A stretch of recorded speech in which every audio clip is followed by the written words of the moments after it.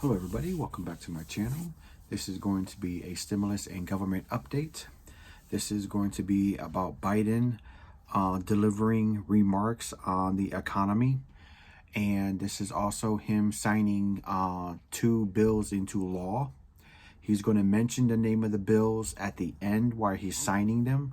So just pay attention to the name of the bills for you guys to know what bills that he's signing. And you automatically will know. So, okay. So if you like this video, please give me a big thumbs up, subscribe to my channel, hit the notification bell to let you know about future videos I got coming out with. And if you want to support my page, my Patreon page is linked below, guys. So let's get right into this, and you can hear it. This is an 18.54 second video. I am going to play it all. So hopefully you guys will watch it until the end, because that's when he actually signs the bills and he names the bills. So please watch until the end. I know it's going to be a long video, but I'd rather you guys listen to it all. Okay? Thank you very much. Here we go. Public health crisis that's led to the most unequal job and economic crisis in modern history. And the crisis is only deepening. It's not getting better, it's deepening. Yesterday, we learned that 900,000 more Americans file for unemployment. 900,000. That's a damn shame. They join millions of Americans who, through no fault of their own, have lost the dignity and respect that comes with a job and a paycheck. So many of them never thought they'd ever be out of work in the first place. And just like my dad did when he used to lie awake at night when I was a kid, staring at the ceiling, unable to sleep because he worried about whether or not he got to lose his health care, or whether we were going to have the money to pay the mortgage because of the economic circumstances. And now, a lot of these folks are facing eviction, are waiting hours in their cars, literally hours in their cars, waiting to be able to feed their children as they drive up to the food bank. It's the United States of America. They're waiting to feed their kids. Folks who are able to still keep their job, many have seen their paychecks reduced, and they're barely hanging on and wondering what's next. Sometimes the anxiety about what's going to happen next is more consequential than what actually happened. But this is happening today in America. And this cannot be who we are as a country. These are not the values of our nation. We will not let people go hungry. We cannot let people be evicted because of nothing they did themselves. They cannot watch people lose their jobs, and we have to act. We have to act now. It's not just to meet the moral obligation to treat our fellow Americans with the dignity and respect they deserve. This is an economic imperative, a growing economic consensus that we must act decisively and boldly to grow the economy for all Americans, not just for tomorrow, but in the future. There's a growing chorus of top economists that agree that at this moment of crisis, with the interest rates as low as they are, historic lows, it is smart fiscal investment, including deficit spending, and they're more urgent than ever. You know, and that return on these investments in jobs and racial equity is going to prevent long-term economic damage and benefits that are going to far surpass their cost. If we don't act, the rest of the world is not standing still in terms of the competitive advantage or the competitive possibilities relative to us. That our debt situation will be more stable and not less stable, according to these economists, and that such investments in our people is going to strengthen our economic competitiveness as a nation and help us outcompete our competitors in the global economy, because we're going to grow the economy with these investments. While the COVID-19 package that passed in December was the first step, as I said at the time, it's just a down payment. We need more action, and we need to move fast. Last week, I laid out a 2-step plan of rescue and recovery to get through the crisis and to a better and stronger and more secure America. The first step of our American Rescue Plan is a plan to tackle the pandemic and get direct financial relief to Americans who need it the most. You know, in just a few days, it's just been a few days since I outlined this plan, It's received bipartisan support from a majority of American mayors and governors. Businesses and labor organizations have together welcomed it as an urgent action is needed. Even Wall Street firms have underscored its importance. In fact, an analysis by Moody's estimates that if we pass our American Rescue Plan, the economy would create 7.5 million jobs just in this year alone. That would be on the way to the more than 18 million, I think it's 18,600,000 jobs that they believe would be created over the 4-year period with our Build Back Better recovery plan. And with our American Rescue Plan, our economy would return to full employment a full year faster than without the plan. Even President Trump's now, not some liberal organization, President Trump's top former economic advisor, Kevin Hassett, said, quote, he absolutely is in favor of this rescue plan. This almost doesn't have a partisan piece to it. We're seeing the support because this plan takes a step that we so urgently need. More than just a step, a number of steps. Mm-hmm. It funds big parts of the COVID-19 national strategy that we released yesterday. Our national strategy puts us on a war footing to aggressively speed up our COVID-19 response, especially on vaccines and testing and reopening our schools.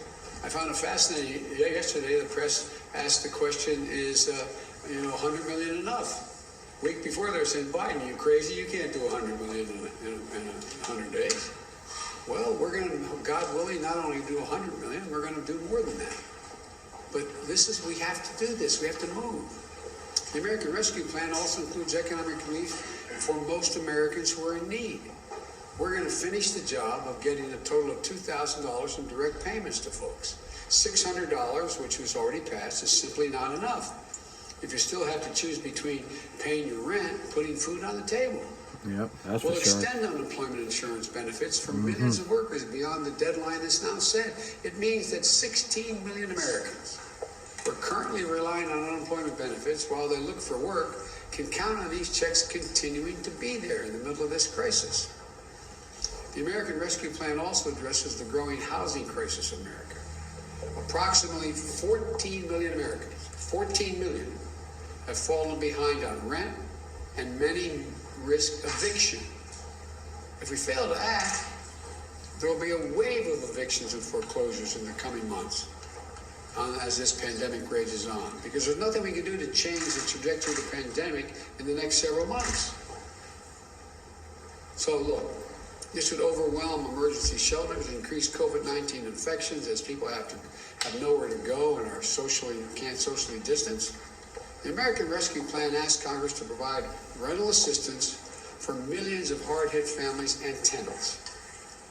This will also be a bridge to economic recovery for countless mom and pop landlords who can't afford not to have the rent.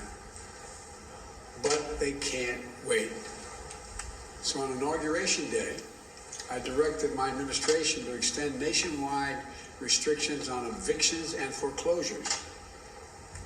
These crises are straining the budgets of states and cities and tribal communities that are forced to consider layoffs and service reductions among essential workers. Especially Police in New York. officers, firefighters, Especially first in New York. responders, nurses, they're all at the risk of losing their jobs. Over the last year, more than 600,000 educators have lost their jobs in cities and towns. The American Rescue Plan will provide emergency funding to keep these essential workers on the job and maintain essential services. Look, it will also help small businesses that are the engines of our economic growth. When you say small business, most people think the major corporate entities are the ones that hire everybody. These small businesses are the glues that hold, and they're important, but these small businesses that hold the community, the glue that hold these communities together. They are hurting badly, and they account for nearly half of the entire U.S. workforce. Nearly half. Can you believe that? Our rescue Half plan will provide of flexible that grants are small to businesses. help the hardest hit small businesses Half. survive the pandemic.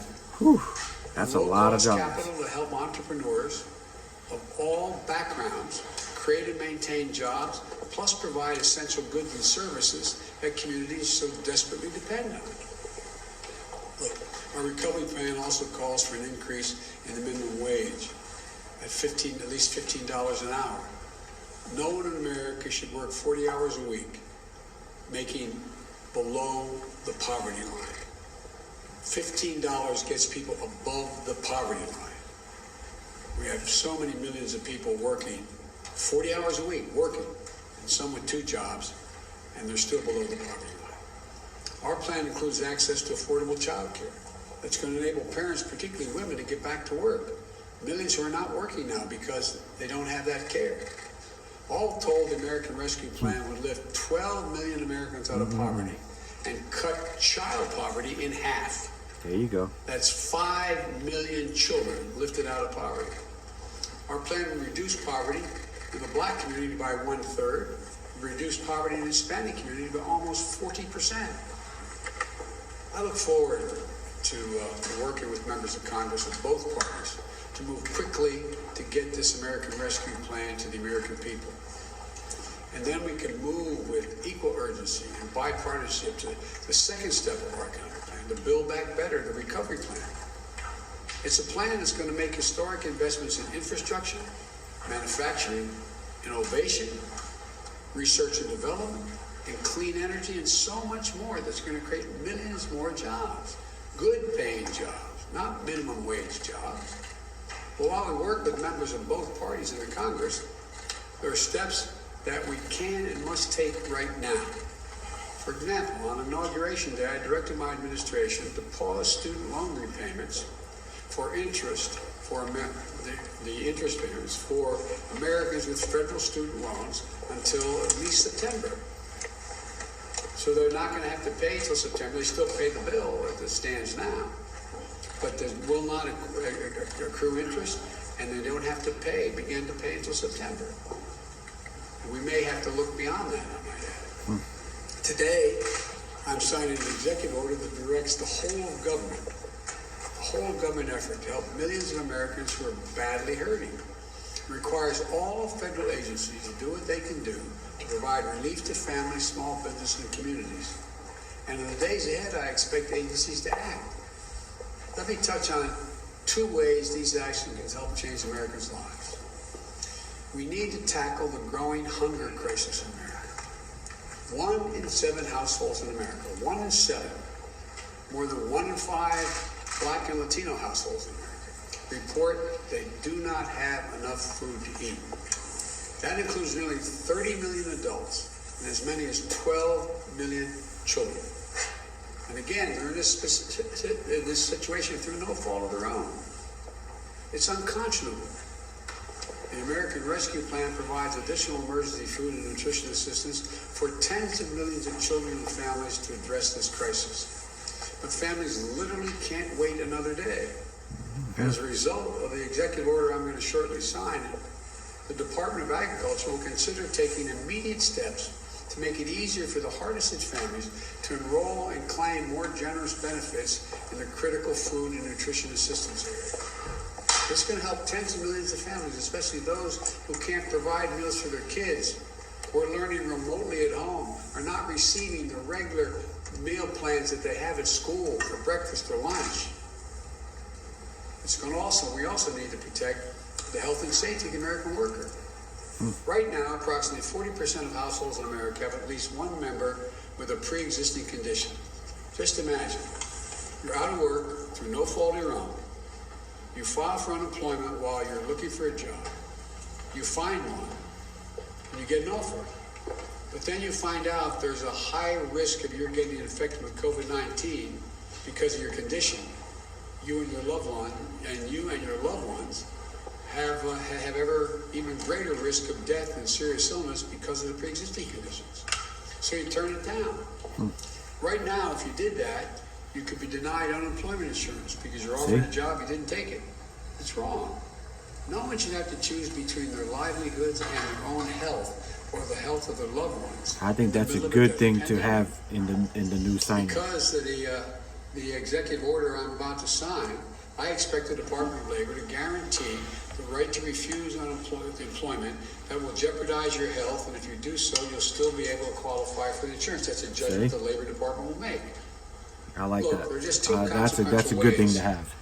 that the action I'm taking today will help people in need.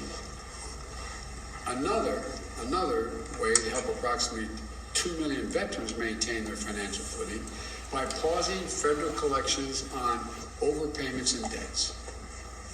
Another makes sure that federal contractors who are receiving taxpayers' dollars provide their workers with the pay and benefits they deserve. These are places where federal tax dollars are administered, are being made available to build things from ships to staircases. And we let out, the federal government lets the contract, and we're going to make sure that they buy American and are made in America. And here's another. Right now, there are up to 8 million people that are eligible for direct payments from the CARES Act and a relief bill passed in December. They're entitled to those payments, but there's not an easy way for those folks to access them. So we're making it a priority today to fix that problem and get the relief they're entitled to. Look, I'm going to close and summarize this way. A lot of America is hurting. The virus is surging. We're 400,000 dead, expected to reach well over 600,000. Families are going hungry. People are at risk of being evicted. Job losses are mounting again. We need to act. No matter how you look at it, we need to act. If we act now, our economy will be stronger in both the short and long run. That's what economists left, right, and center are telling us. Both liberal and conservative will be better and stronger across the board. If we act now, we'll be better able to compete with the world. If we act now, we'll be better able to meet our moral obligations to one another as Americans. I don't believe the people of this country just want to stand by and watch their friends, their neighbors, co-workers, fellow Americans go hungry, lose their homes, and lose their sense of dignity and hope and respect. I don't believe that, especially in the middle of a pandemic that's so weakened and wreaked so much havoc and caused so much pain on America. That's not who we are. The bottom line is this. We're in a national emergency. We need to act like we're in a national emergency. Yep, that's for damn sure. With everything we've got to do it together. I don't believe Democrats or Republicans are going hungry and losing jobs. I believe Americans are going hungry and losing their jobs. We have the tools to fix it. We have the tools to get through this. We have the tools to get this virus under control and our economy back on track. We have the tools to help people. So let's use the tools. All of them. Use them now. So I'm going to sign this executive order, but let me conclude again by saying, folks, this is one of the cases where business, labor, Wall Street, Main Street, liberal, conservative economists know we have to act now, not only to help people who are in need now, but to allow us to be in a competitive position worldwide and be the leader of the world economy in the next year and 2 and 3 and going forward. So thank you. I'm going to sign this executive order. Okay, now he's going to sign the 2 bills into law. And he's going to name them. The first one is the economic relief related to COVID-19 pandemic.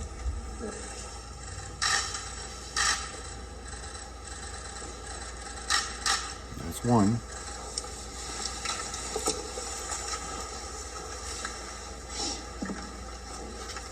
The second one is protecting your federal workforce.